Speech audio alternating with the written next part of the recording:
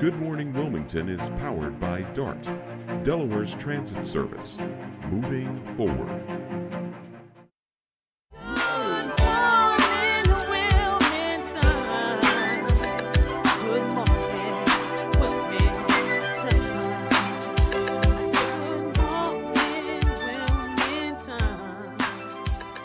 Wake up, y'all. Come on, have a great day. Ooh. What's going on, everybody? Good morning. Good morning. It's your main man, Big Ive, the talk of the town, Mr. DETV, Mr. Positivity, and I am here on the plaza here at DETV, and today we have a special show. I'm super excited. We have, I like to say, capeless superheroes that are in the building.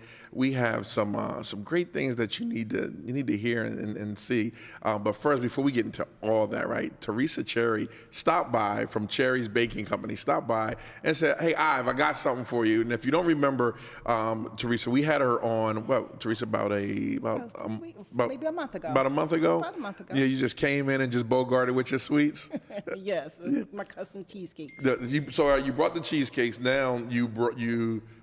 What did you bring today? So I have cupcakes today. I have a Oreo red velvet cupcake with Oreo cream cheese frosting. Okay. And I also have a chocolate cupcake with salted caramel frosting and salted caramel inside. How dare you? And I have a lemon cupcake with lemon curd and a lemon crumble on the top. Any sugar-free? And I also have a sugar-free. Come on, pull it out. Come on, pull it out. Let me see. So the rule is, the guests, while we're on, we're gonna eat. Okay, we're gonna eat and drink, and we're gonna have a good old time. Sponsored by Cherry's Baking. Oh my God, this is not the sugar-free box, right? No. All right, let me see if I can hold this up to the. You gonna bring this big. Look at that. All right, so what we have here? Red velvet, Oreo red velvet with the Oreo red velvet cream cheese frosting. Then Okay. you have the chocolate that has a salted caramel buttercream with a salted caramel inside, and then a lemon cupcake with a lemon crumble on top. So we're gonna party on. You know how people eat during break. We're gonna eat on air. So can someone grab me some forks and some knives, because we're not playing. So again, where can people find your company online? Well, we're on social media. cherriesbakingcompany.com is our website. On Instagram, Facebook, TikTok, even in the Nextdoor app or neighborhood app. We're at cherriesbakingcompany.com. All right, now Teresa, what's this right here? That's a lemon cupcake with sugar-free lemon cupcake with a lemon cookie on the top. Lemon cookie. You gonna bring me knives? You didn't bring me all knives. Nah, it's cool. It's cool. And we're also part of the Wilmington Kitchen Collective. Oh, shout out to Wilmington Alliance. Yes, and we'll be at the Trolley Square Brouhaha this weekend. Oh, really? On Saturday between 1 and 3 with some more of our desserts, our cheesecakes, our cupcakes, and some other desserts. All right, so I'm going to tell this. Everyone that's coming up here today, they're going to have to sample one of your cupcakes. So, absolutely. So, Leonard, get ready, bro. All right, and his wonderful wife. I can't wait to get them on here. So, Teresa, thank you so much for stopping by. No problem. My pleasure, and I thank you guys for having me. All right, you got it. So there you have it. Teresa Cherry's Baking Company. Again, what's the website they can check out? www.cherriesbakingcompany.com or on social media, Cherry's Baking Co. Diabetic friendly. Gotta love it. All right, we'll be right back after this message. We're going to come up with the Delaware Arts Alliance and the things that they're doing, so you don't want to miss that. All right. So if you know Neil, go ahead and share this. All right, we'll be right back after this message.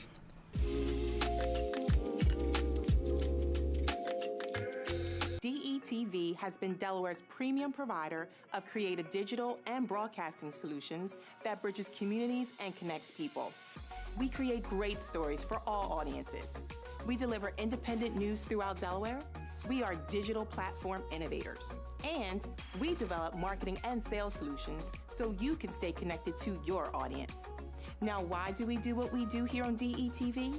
We do it because we care. So, keep watching and follow us on all of our social media platforms. Remember, DETV, online, on air, on time. Still searching for cheap gas prices? Dump the pump and ride DART.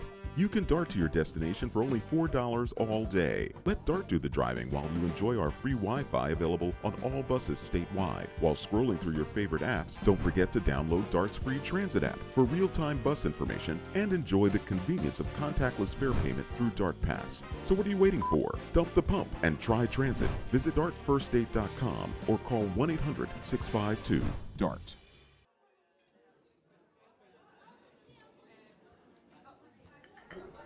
Government doesn't make a move without an agenda, some type of plan. The problem is we haven't been on the agenda. Sometimes we're overlooked. Sometimes our interests aren't the interests of those in power. I'm your host, Kerwin Gaines, on DETV's new show, The Agenda. We're going to do our best to ensure that you, Delawareans, are knowledgeable about what's going on in the Assembly. Federal government, local government, it doesn't matter. We're going to do our best to ensure that folks that make the agenda on a daily basis have to answer for it. Let them explain what they're doing. If it affects you, it's on the agenda.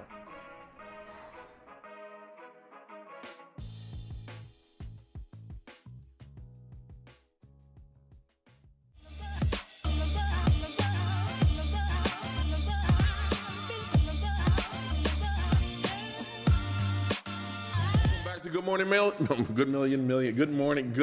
morning, Wilmington. I was thinking about like Slumdog Millionaire for some reason. What's going on, everybody? It's your main man, Big Ive, the talk of the town, Mr. DETV. And today, look, Delaware Arts Alliance is in the building. I have the executive director here to my right, Neil Kirschling. You got it. How you doing, Neil? I'm doing great, Ivan. Thank you for having me. No, thanks for showing up, man. Thanks for coming, man. Of course. Let's just hop right into it, right? Sure thing. Tell everybody who you are. Sure. The Delaware Arts Alliance, we've been around since 2009. No, Neil. Tell who Neil is. I'll jump in. I think it's important to set the stage with who we are as an organization and then sort of how I support that work. But the Arts Alliance, we've been around since 2009, formed at a time when the state was about to cut all of its arts funding. Yeah. A group of civic and arts leaders got together and said, we need a unified voice to be advocates for the arts. Right. And about a year ago, I stumbled into this role as executive director. I've been an advocate my whole life, worked in policy, studied policy, but I've always been a huge fan of the arts. I'm a performer myself on stages and in choirs, and so jumped at the opportunity as a longtime Delawarean now to help in an area that I feel really passionately about, which is making sure our communities have arts, have culture, and that we have the policy and investments from the government to support that. Yeah, what you just said was they were going to cut the arts program. That has to be the stupidest thing ever, right? And growing up from different walks of life, you and myself, like, can you explain how important arts really are in a community or in a person's life?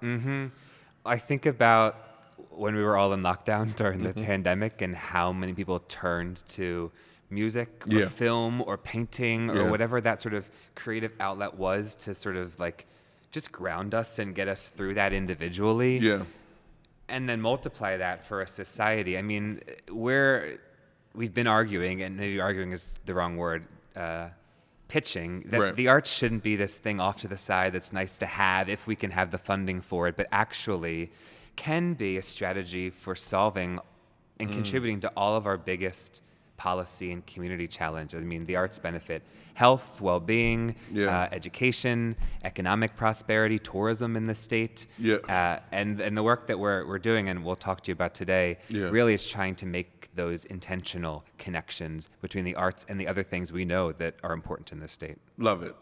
All right, after 2009, you're in position, the Delaware Arts Alliance is in position. Can you talk about some of the things that the Arts Alliance has already done, and then we'll bring it forward to where we're going? I'm fortunate when I stepped into this job a year ago to, have benefited from some really great wins from my predecessors. I mean, we've been the group behind the scenes making sure that there's funding every year for the arts.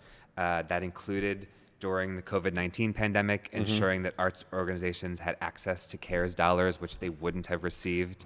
And this past year, we led an advocacy campaign to receive the first increase in state arts funding in nearly a decade. And That's important for a state that Daggone has right. so many beautiful creative assets here. We've got so many artists, so many arts organizations, whether they be nonprofit or for-profit. You know, to show that there is intentional investment from the state has been a big win for us recently.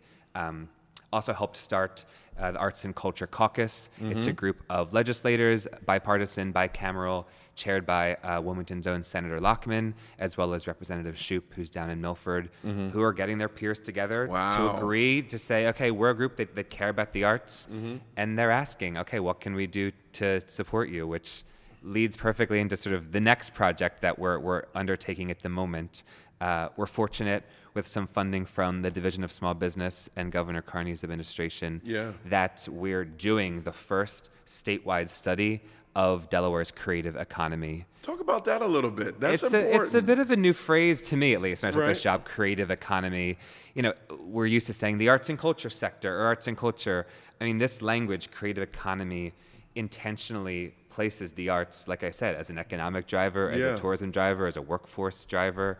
And we are gathering data for the first time to show who we are as a sector, where there are gaps, where there are maybe unexpected assets and organizations in the community.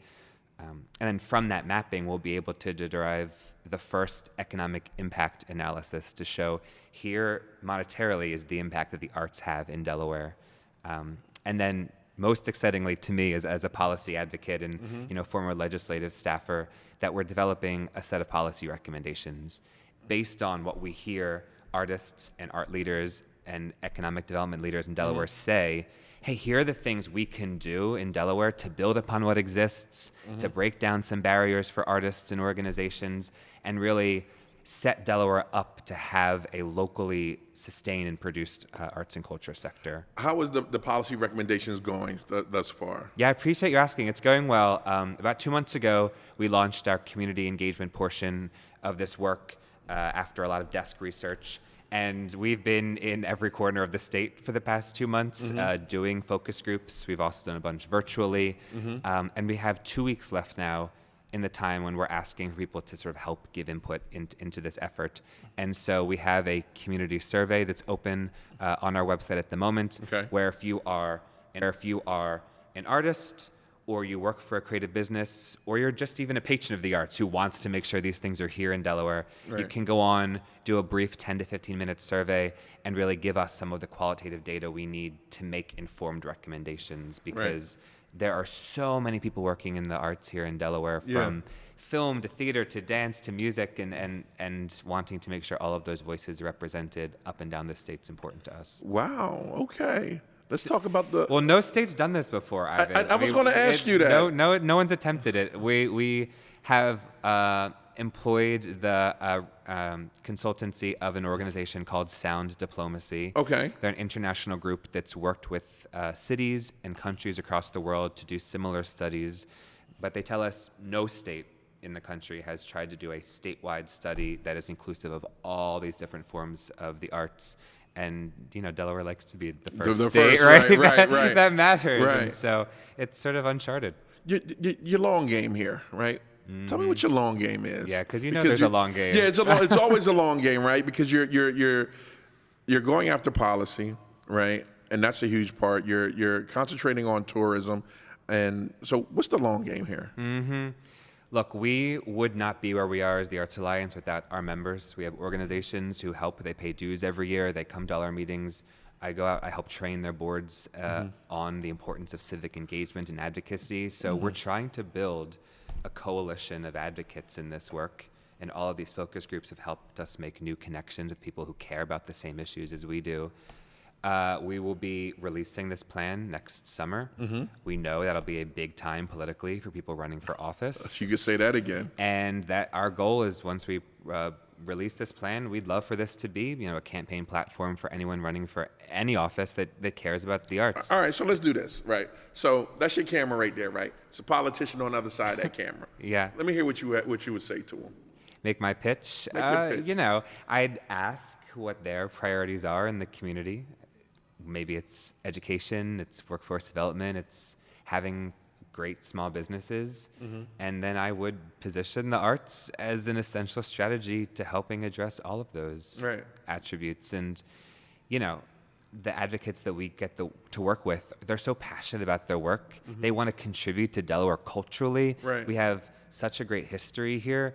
There's excitement about running for office in a town or city or county that really has a strong sense of cultural identity. And so that's something else that the arts can sort of contribute. You know, one of my concerns, not with you, right, is I remember in 2015 when everyone was running, everyone was going after the arts community for votes, right? They were going after the art community just to take photo ops and, you know, kiss babies and shake the hands of the artists. But after that, man, they vanished, right? So this year, right before the primary, you guys are making a move, right? How can you guys guarantee that these politicians don't vanish again like they did before? I would argue, I don't know that we had a policy agenda in 2015. I mean, I wasn't working here at the time, and so maybe there wasn't. We did. But this will be the first chance we've had sort of not just reactive, don't cut funding, but proactive. Thank you for saying you support the arts, and now here are the things you can do for us. I don't know to support the arts. I don't know that we've had that before. Right. And so it is a chance to sort of, again, gather bipartisan, bicameral support around a series of solutions that I think will look something like individual supports for artists. Helping our nonprofit arts community. And also thinking about the business supports we have for the for-profit arts community who function, you know, differently than the nonprofit sector. And so, you know, having for the first time some actionable items that can be done to support them. What that could be at the state level, at the county level.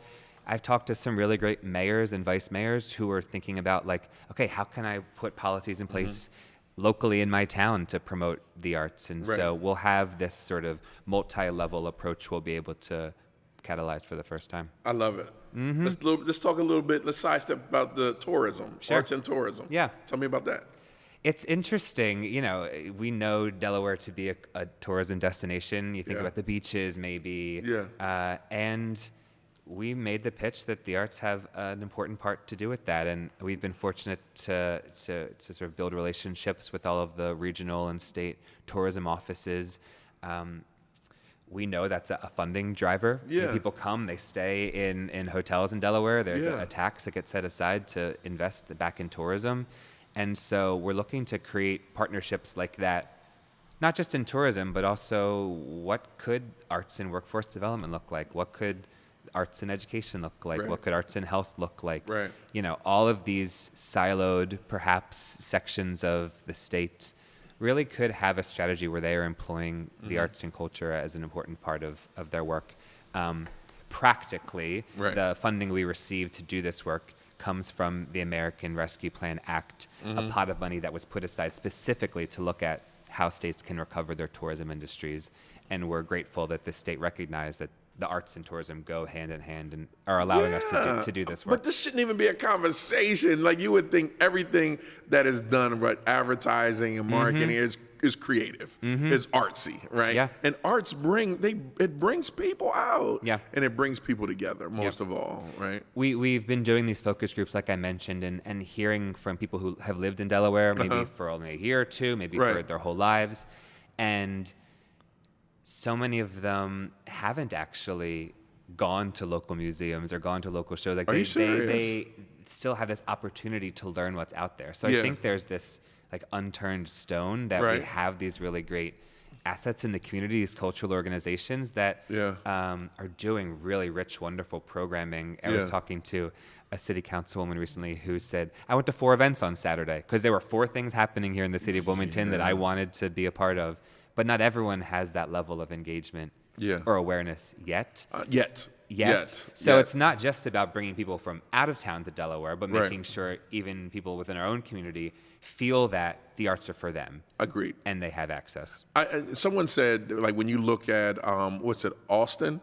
It's like Delaware is starting to become a little Austin, right? And you can actually see it a little bit, like with the Ladybug Festival, because now Thursday, Fridays, and Saturday nights in Wilmington is insane. It's always something going on. I mean, think about any place you would want to travel for arts and culture. I don't know if it's Nashville or Austin or Providence or, New York City might be a bit large for Delaware to compare to. But like those places didn't become that by accident. Exactly. They focused on it. They focused on it. They made them places for creatives to want to be and work and live. Yeah. And unfortunately, at the moment in Delaware, I've heard from a lot of artists feeling like there maybe isn't an industry for me here yet. I have to go to Philly or Baltimore or DC. And actually, how can we flip that on its head and use it as an advantage? Like, you can live and work and be a Delawarean and also have access to all these other larger markets in the region. Yeah. But call Delaware home and contribute to the arts and culture here in Delaware. So how does the Delaware Art Alliance help with the starving artists? Right, because there's a lot of artists, like you just said, they're amazing at what they do, but they have to go to a bigger market to sell their pieces. Like, will they be affected in a good way or a bad way, like with signing up or being a part of it? Yeah, it's a great question. I mean, we're here to advocate on their behalf and consider them our stakeholders. We've done, panels and events before where we're sitting legislators down with artists in their community to help them understand what is life like if you've chosen that career. Actually, how can we change the narrative about starving artists to show people you can make a living using creativity as your job. And there are major businesses in Delaware now hiring videographers and social media managers and graphic designers. There are a lot of people in the state talking about the importance of film and how can a film industry in Delaware employ a number of different creatives. And so the intention of this strategic plan that we're working on instead of policy recommendations will certainly have those artists in mind as a key audience of how can we help ensure those people can stay here in Delaware. What is it? Live, stay, play, work. Something like that. It's all important. It's all important, right? And so we're also working with about 10 individuals who we've called our community engagement captains. We've hired them to go out and help convene the focus groups, promote our survey. A number of them are individual artists themselves, many who have said, look, I grew up in Sussex County. I want to stay here. I want to work here. Yeah. I have to work in Philly, but I want to be back in Sussex. And how can we build the industry for me to be here and not have this sort of brain drain or creativity drain? And I think, like you said, we're on the precipice of that happening. And with some intentional investments and policy decisions, that could be our reality in a few years. I mean, think about the restaurant industry here in Wilmington, the last 5-10 years, the flourish that we've seen and the intentional investment and marketing of that. I think it's a great case study to look at for the arts and how we can use the arts to show people can and should be living and working here and visiting here. I agree wholeheartedly, right? Delaware is a beautiful place to live, right? You can live here, you can work anywhere else, you can work here, you can play here, it's on the come up, right? And that's what we love about it. And we damn sure need the arts to do that, right? We do. And I'll make a seamless plug. If anyone's listening that cares about this issue and wants to help do the survey, they can go to www.delawareartsalliance.org/DETV. We made a nice little DETV plug for y'all. I appreciate it. So that would be really great. We've got 2 weeks left. Okay. We just hit over 200 respondents to that survey. We want to get to 300. Okay. We know from this work being done in other states that's important for us to hear from a lot of stakeholders, and so hoping people will contribute to that survey. Yeah, we'll definitely pass along, put it on our website, make sure that people fill out the survey. It's important, and it's arts, man. What would a city be without arts? It would be nothing. Yeah. That's just it. Yeah, right? in any place. I mean, obviously, we're here in Wilmington talking about the city. It's worth mentioning that we're doing this work statewide, and that we know there's sort of regional differences between Sussex and Kent and Newcastle and then the city itself. And we've done focus groups in all of those areas and heard a lot of commonalities, but also some distinctions. And so I'm excited to get some sort of draft findings in the next few months, and then start shopping them around. And can you keep us posted on that? Absolutely. Yeah. I would love for you guys to come in and share what we learned and what we hear. Yeah, I think that'd be awesome. Great. And go ahead, give a shout out to some of your arts people out there in the I community. just have to thank Kenyatta Smith, who is with the Delaware Arts Alliance staff, Kenyatta. who's hiding off camera. I'm sure we can't show her at the moment. who's been a key part of this project, and our project manager, Shawnee Blair, who've both sort of held the reins behind the scenes. The Arts Alliance has about 40 different organizational members. We've got 1,000 people who are individual advocates with us, and so looking to just grow that strength and grow that number over the coming year. There you go. You have it. I'm sorry, Neil. You got to dive in. Neil. I said I wasn't going to eat on camera, but I'll take one. I'll take one off. You take one, Neil. Yeah. Yeah, this is I'm it. eyeing up the one with the caramel on top. It looks good. And a form of creativity, right? Yeah. Culinary arts, Arts is everywhere. You think about it's everywhere. Yep. I'm about to charge you for that one, though. That's fair. All right, cool.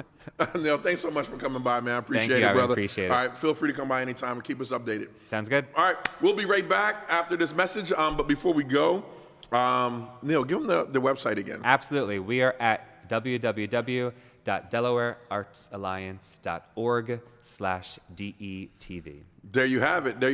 All right, when you come back, I have two special guests, right? Serial entrepreneurs. They're buying land like no other people that I know other than like huge corporations, right? Black owned. That's right. Serial entrepreneurs Yolanda and Leonard Young are in the building on the plaza, G R Campgrounds. I want to talk to them about that. We'll be right back after I eat some more of this Teresa Cherry's diabetic-friendly cupcakes with no sugar. The Delaware Mortgage Relief Program is still accepting applications. Funding is limited. Apply today. This grant program provides up to $50,000 to qualified Delaware families for eligible housing-related expenses, such as future or delinquent mortgage payments, property taxes, homeowners association fees, or water or sewage fees. Over $20 million has already been dispersed statewide. The Delaware Mortgage Relief Program. Visit online or call 888-303-4324 for more information. A new beginning, a second chance. Call it what you want, but this is what never giving up looks like. This is what finding someone who believes in you looks like. I thought Goodwill was just a store until a friend told me about Train to Gain through Goodwill's Job Resource Center. After 5 years away, I had a lot of self-doubt and fear about my future. But Goodwill had my back, and today, I love where I work. They matched me with an employer who believes in second chances, and now I have a new start thanks to Goodwill. To learn more about Goodwill's career development opportunities, call today. Still searching for cheap gas prices? Dump the pump and ride DART. You can DART to your destination for only $4 all day. Let DART do the driving while you enjoy our free Wi-Fi available on all buses statewide. While scrolling through your favorite apps, don't forget to download DART's free transit app for real-time bus information and enjoy the convenience of contactless fare payment through DART Pass. So what are you waiting for? Dump the pump and try transit. Visit dartfirststate.com or call 1-800-652-DART. You know the why for state-of-the-art fitness centers and amazing pools. But we're so much more. The why is where Delawareans improve their health. Where our communities get stronger.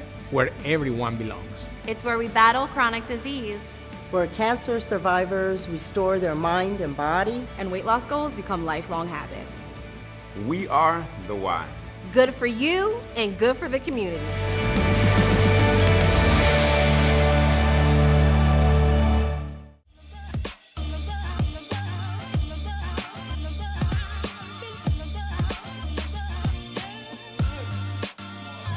Yo, welcome back. Good morning, Wilmington. What's up? It's your main man, Big Eye, the talk of the town, Mr. DETV. And right now, I'm honored. I'm beside myself. I'm ecstatic because I met this guy 10 years ago, 12 years ago. Good minute ago. Good when we both started our own thing. But I'm gonna introduce his woman first because Thank you know, when Ladies he mentions first. her name, he lights up. Yolanda and Leonard Young, welcome to Good Morning Wilmington. Thank you. All right, let's hop right on into it. The question is, what the hell y'all got going on? Y'all buying like campgrounds? We Y'all trying to buy up all the land. Yeah, you buying the block back. You buying up what, trailer parks? Like Mobile home parks. Yep. Yeah, we have a couple. Okay, Leonard. Yes. DelawareBlack.com, right? To now serial real estate entrepreneur team. Let me ask you. Yolanda, let me ask you. How? Like, what was that conversation like? Well, real estate was always something that, you know, we both loved. Mm-hmm. And so when we got together, got married, that was always a priority for us. I love to shop, Right. and You he's like like, stuff. hey, yeah, I don't mind you shopping as long Well, as, we you know, it's got going to it. be an Right. asset. Right. And so we really were very intentional about building wealth for our family, Yeah. ensuring that, you know, when we leave the earth, we've done everything with the talents that, you know, of course, have been bestowed upon us, but also that our children are in a much better place, our grandchildren are in a much better place. And so our initial goal was $1 million worth of wealth for all of our kids. That's right. And so we kind of hit that much sooner than expected, Right. and we just kept going. And Right. now we are really blessed and in a place to do projects that excite us. Right. And so we just, you know, kind of went from single family to multifamily to mobile home parks and now to G R Campground. And how long was this journey of like you said, single Yep. homes? So we got married in 2019, and probably, of course, we met earlier. Around 2017, we kind of started having those discussions of, you know, what we wanted to do. Right. We each done real estate kind of, you know, separately. So, you know, there was when we kind of talked about, okay, you know, we want to build this wealth. This is what we want to do. We want to try to get some houses now. We want to try to, you know, do different real estate strategies, investment strategies to kind of increase that wealth. Right. So you get into the trailer park, right? All right. Mobile home. Mobile park. home. Mobile home park. Yeah. Ours are a little classy. Yes, they're mobile but, you know, home Ivan, the only reason we say because, you know, trailer park has a certain connotation. No, I get it. Yeah. Thanks for correcting me. And, you know, Let me say mobile home. You know, okay. And it's really affordable living if you think It about it. is. Right now is so insane for the average American to just be able to live. Yeah. You look, rent has gone up. You know, home ownership is really a difficult thing for most people to imagine, that, you know, don't currently own homes. And so us really investing in that market allows us to offer affordable living to a lot of people that would not be able to, you know, kind of afford more traditional home options. That's how you get your wings. Yeah. Absolutely. That's how you get your wings. I love it. And to piggyback that, you know, I think in our area, you know, mobile home park may not be as popular, right? But you know, down south and west, you know, they're that's all over the place. Hopping. Yes. They're all over you get the like place. a double wide and all that. And some of them double wides look really very nice. So don't get it twisted. Absolutely. If you've looked at some of the rehabs we've done, they're so nice, and people are always just floored at what you can do. What's it like working with each other? Frenemies. So I mean, I think with any relationship, tread lightly, bro. Yes, I'm very lightly. You know. With any relationship, you know, there's ups and downs. So I think the biggest thing, and I think the biggest benefit is, you know, you have someone that always has your back. You know, like for years, kind of as a solo entrepreneur, and I know you probably done solo. You know, sometimes when you don't get to stuff, it don't get done. Yeah, you eat what you kill. Right, exactly. Yeah. So, you know, I think the benefits far outweigh anything else. Yeah. We both have the same goal. We both have the same vision. Sometimes we think about different ways to get there. Understood. But, you know, for the most part, you know, I think, and like I want to credit her, and hopefully I always do, but even though I might have had the same goal, I wouldn't have been able to do it by myself. Understood. And, you know, probably she may say the thing. We have a different eye when it comes to things, but we're on the same team. Yes. And so, you know, there's some things that he can see that I don't necessarily see, and vice versa. And I think that's really been a strength for us. When you're dealing with like real estate and entrepreneurship, those are very, very stressful, niche types of industries. And so having to come home and still, you know, be in work mode. Yes, it's difficult sometimes. But we've managed very well. Those that know us know we vacation all day, Next week. every opportunity that we Jesus. get. Right. And so that, and then setting rules. He's very good about, hey, if we said no phones at this time, why is your phone up? Or, hey, you know, I planned something for us. So, you know, to his benefit, he does keep us accountable when it comes to just making sure that, like, you know, our marriage is good. I love it. Love it. All right, let's talk about these 32 acres. All right, I'm jumping right into it. G R Campgrounds. Now, like you said, we don't really hear, you know, about Black folks owning mobile home. Right. What is it? Mobile home. Mobile home parks. Mobile home park. But you guys popped up like 6 months later with a whole damn campground. We did. Yeah, how was that? Like, black folks don't camp. You know what I mean? But you guys are working hard to change that, right? Yeah, definitely. Okay, so yeah. Yeah, so I mean, long story short, towards the end of last year, 2022, there was a friend who reached out to us, and she reached out because she saw some of the posting we had done about the mobile home parks. And she was like, Leonard, there's a guy down in Houston, Delaware. Never heard of it. A lot of people say Houston. Yes. Because it looks it's like spelled Houston. Yeah. But it's called Houston. I didn't even know it existed. Yeah. Neither It's very did we. close to Milford and Harrington. Okay. Population 400. Wow. But so she reached out and she said, there's a black guy who has a campground in Houston, and he's thinking about selling it.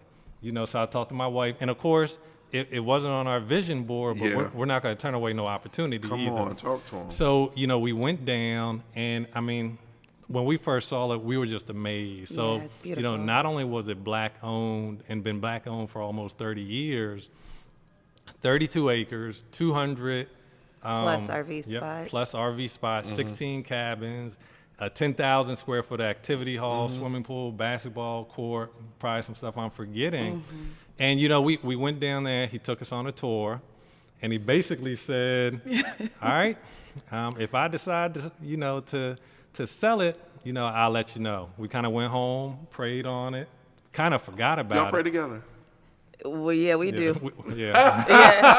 As soon as we got in the car, we were like, Lord, we don't know how, but this is ours. Yeah. But we went home, and to be honest, so much time has passed by. I didn't think it was going to happen. He called us about 3 months later, had us drive all the way back down to Houston again, because he wanted to do everything face to face. Old school. Yeah. Oh yeah. Old school. And when all credit to Norman and Maureen Dempster, who are the previous owners and who've been amazing mentors. Nice. When you build something like that, it's like having a child, and you're not just going to give it away. Yeah. Right. And if you look at the campground industry, traditionally, those types of investments are owned by major corporations. Understood. And so there is a small market of mom and pop campground owners that really don't want to sell out. Right.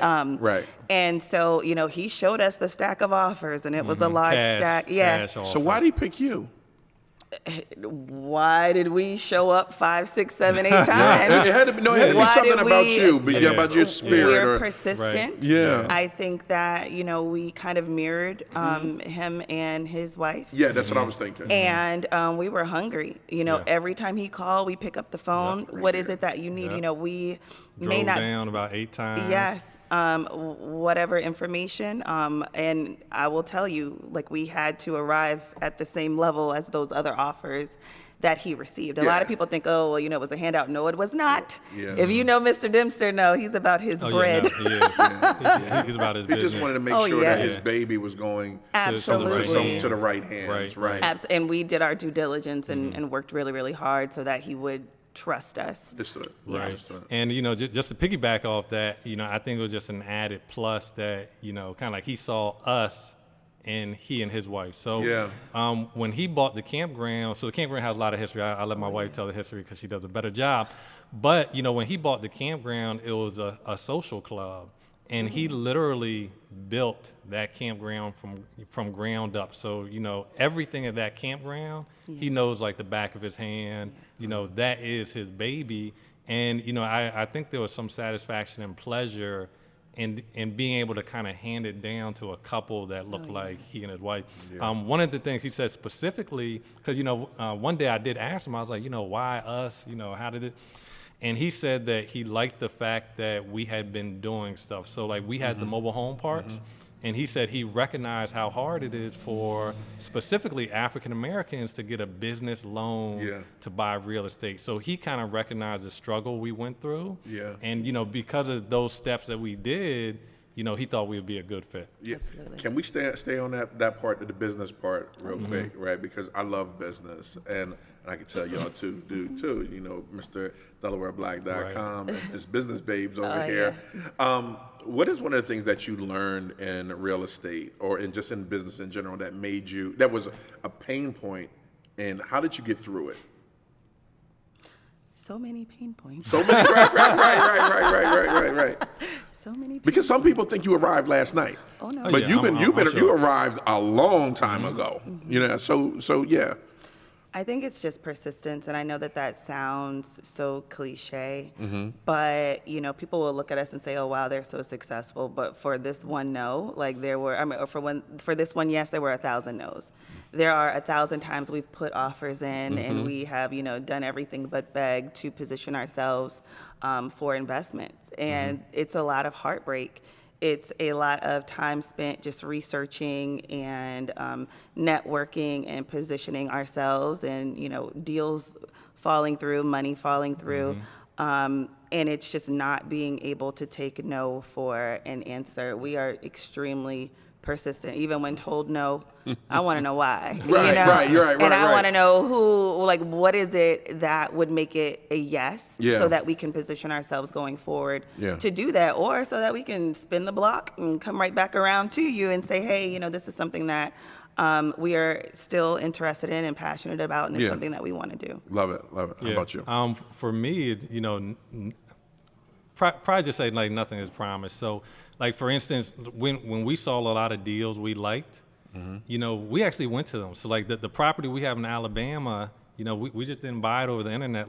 We flew to Atlanta, drove 2 hours to Alabama, and as a black couple walking through a mobile home park in Alabama, driving through sundown towns, and there are a couple. There are a couple. And they still exist. They do. They do. Yeah.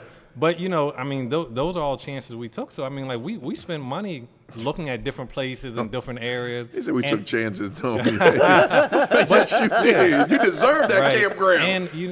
And a lot of it is being able to deal with risk and setbacks. So for instance, the second mobile home park we bought in Alabama, we went down, take a load of gas. Wait a minute, ho. How many do you have? So we have 2 mobile home parks in Alabama. So we have one is on 6 acres, 41 lots. The second one is on 2 acres, 15 lots. But when we bought the second one, and I always think about this story because I was so frustrated. When we bought the second one, when we first went to go see it after we purchased it, I think we saw it on a Friday. We left on Saturday. Sunday, we got a call saying that the water line had bust to the whole park. $8,000. $8,000. So it's kind of we just bought it, and then we had to put out $8,000. So long story short, a lot of people, when you have setbacks like that, you want to quit, you want to sell, you want to get out. But it's kind of like you said, ain't no quitting. Yeah, roll your sleeves up, tighten your belt. Let's get to it. Yeah, I love it. All right, October 7th. It's our grand opening. We're really, really excited. So we actually bought the campground a little earlier this year, but it was busy season. Yeah. And so there's so many different events. I love Neil and everything that he said because we do sponsor a lot of art-related activities and festivals and music festivals and conferences and work with a lot of nonprofits and things like that. And so we've just been rolling. And so October 7th, which is this Saturday, we're really, really excited to host something official to the community and just show them hey, GNR is here. We are the new owner, share some of the things that we hope will, come to fruition very soon, some of the plans that we have. But also just, be a different face for camping. Not just for people that look like us or, when we posted about the grand opening, we had so many different types of people reach out and say, hey, this is something, this is something that I wanted to do. I've just been nervous because the reputation of camping is that people like me don't look like, the average camper. Too many scary movies. Oh, yeah. And it's not just, a race thing. Also, lots of members from the LGBTQ IA plus community have also said, hey, is this a safe space for, me and my girlfriend or me and my boyfriend? And it absolutely is. If you look at our customer base, everyone is there. Literally everyone, from those that, are, lower to middle income to those that have retired and bought, a huge motor coach and are just perusing their way around the U.S. To everyone. And so we really want to just showcase everything that we have to the Delaware community. That's what's up. Now, this is October 7th, starting at what time and where? 2 to 4. Yep. So it's going to be 2 to 4 at G R Campground, 4075 Gun and Rod Club Road, Houston, Delaware. Houston. You want to say Houston so I know, bad. I do want to say Houston. Say Houston. Houston, Delaware. Where can people follow you guys on social media? Because, again, you both are crazy influencers out there. And you have Delaware Black and other states, black.com. And you have Business Babes Online. Yes, which is an online community that helps women learn how to make money with digital products. So the campground is we try to get all the money. They need to have this song riding around and getting it. The campground website is www.gnrcampground.com. Personally, my information, Yolanda Young at Business Babes, at the Business Babes on Instagram and Facebook. Yep, and my personal is Leonard J. Young. And then DelawareBlack.com and NationalBlackGuide.com. I love it. I love it. You guys freaking rock. Thank you for what y'all do. Thank you. Such an inspiration. Appreciate such inspiration seeing other entrepreneurs just going out and getting it from the muck. Oh, yeah. And I can appreciate your hustle. Thank you. Right. Well, I mean, you definitely got the same hustle. So that's why I said I can you recognize it. That's why I said I can appreciate it. Yeah. Family. So I'm going to come check the campground out. Okay, I've never been camping a day in my life. Right? You'll love it. But if y'all don't mind me videotaping while I'm out there, my experience, definitely. I'm going to do it. Right. I swear to you. And I mean, we haven't talked about it, but we would like to offer you a weekend stay in one of our cabins. Come on down, check it out, chill, relax. Shoot, let it be done. In the word of Jesus, let it be done. All right, I appreciate it. I'm going to take that. No, please I'm going to take, please my God, I'm going to have a good time. Oh, yeah. Good time. All right, thank you guys so much for showing up. Thank you. It's time to close the show out. Y'all want a cupcake? I do now. Here you go, bro. Knock yourself out. Compliments. Go ahead. Look, she has sugar-free, right? Sugar-free's good. I saw her and I was like, ooh, I hope she got, I'm on Yeah, her. she wrong for that. Teresa, wrong. She wrong for that. Cherry's Baking Company. Oh, yeah. All right, real quick, what are we talking about? Oh, getting out of here. And he's hitting the teleprompter. Turkey Drive. Look, this year on November 21st, I am feeding 22,000 people in the state of Delaware, and I need your help. I need your assistance. So there should be a QR code. If not, there's a link in there, and you can donate 1 turkey. You can donate 500 turkeys. But this is what we're going to do. We're going to make sure that we leave an impact on a society, on a community that we care about, right? We're going up and down the state. We're going to feed all the senior high-rises in the city of Wilmington and throughout the state of Delaware, all the Boys and Girls Clubs. And the turkeys will be delivered, check this out, Leonard, on DART buses. Okay. DART is a sponsor, and they're providing all the transportation for the turkeys. So I can't wait, and I have other sponsors that I'll name later. But if you'd like to sign up, be a volunteer, come out, kiss some babies, hug someone, feed someone, hey, the Turkey Drive, Big Eye Turkey Drive is for you. For more information, just hit the link below in the comments, and we'll get back to you. Other than that, enjoy yourself, love yourself, forgive yourself, feed someone, and hug someone. This is your main man, Big Eye, and I'm out, and I will see you on Monday. No, see you tomorrow. All right, DETV.